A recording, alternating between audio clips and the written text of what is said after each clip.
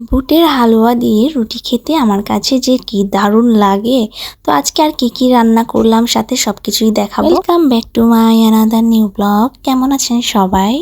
আশা করছি সবাই খুব ভালো আছেন, আমিও ভালো আছি। সকাল সকাল ঘুম থেকে উঠে রুটি বানিয়ে নিয়েছি, দাদা ভাইকে খাইয়ে দিয়েছি।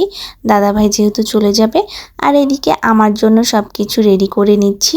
তো এখানে নিয়েছি রুটি, 2 পিস কলা, আর নিয়েছি 3 পিস আপেল, আর সাথে হলো বুটের ডালের হালুয়া। সকালে জিঞ্জার টি খেতে তো আমি একদমই ভুলি না। আমি যদি ভুলেও যাই, চা আমাকে ভুলবে না। তো আমি এখানে নিয়ে নিয়েছি জিঞ্জার টি। তো এই যে আমি এখন আমার নাস্তাটা রেডি করে নিয়েছি। সকাল সকাল নাস্তাটা সেরে এরপর দুপুরের কাজও আরম্ভ করে দেব। দেখেন চায়ের কালারটা কি সুন্দর এসেছে, একদম আমার মতো। একটু মজা করলাম আর কি। আর এইদিকে আজকে পুঁই শাক কিনেছি, পুঁই শাকটা রান্না করব চিংড়ি মাছ দিয়ে। তো এইদিকে আমি পুঁই শাকগুলোকে কেটে নেব এখন। পুঁই শাকের পাতাগুলো আমি একে একে সবগুলো ছাড়িয়ে নিব।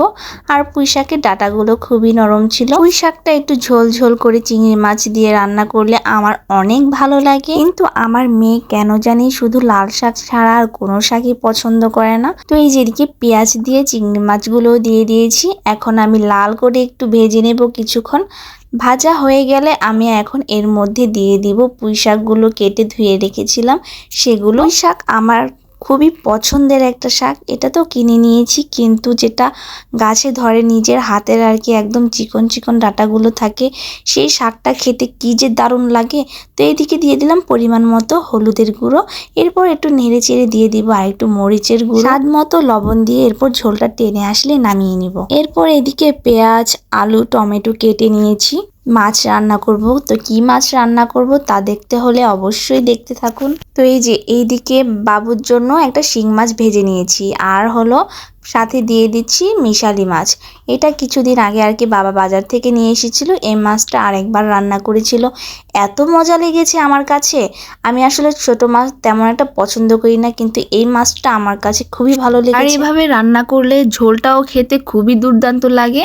তো প্রথমে পেঁয়াজ দিয়ে এরপর আলুটাও দিয়ে দিয়েছি। আলুটা কিছুক্ষণ যাবত ভেজে লবণ দিয়ে এরপর টমেটো দিয়ে দিয়েছি। টমেটো দিয়ে হলুদের গুঁড়ো, মরিচের গুঁড়ো দিয়ে ভালোভাবে কষিয়ে এখন আমি জল দিয়ে, জলটা একটু ফুটে আসলে আমি মাছগুলো দিয়ে দিলাম। এরপর যখন ঝোলটা টেনে একদম মাখো মাখো হয়ে আসবে, এই যে এই পর্যায়ে আমি নামিয়ে নিয়েছি। দেখেন কালারটা যে কি সুন্দর এসেছে, খেতেও যে খুবই মজা হয়েছে। তো আমার রান্না বাড়া শেষ হতে হতে অনেক বেলা হয়ে গিয়েছে। এখন আমি নিজের জন্য ভাতটা বেড়ে নিচ্ছি। এইদিকে সবারটা বেড়ে দিয়ে এসেছি, এখন আমার খাওয়ার পালা। তো এই যে কেমন হয়েছে আজকের রান্না বাড়াগুলো আর আমার ভিডিওটা অবশ্যই জানাবেন, আর ভালো থাকবেন অবশ্যই।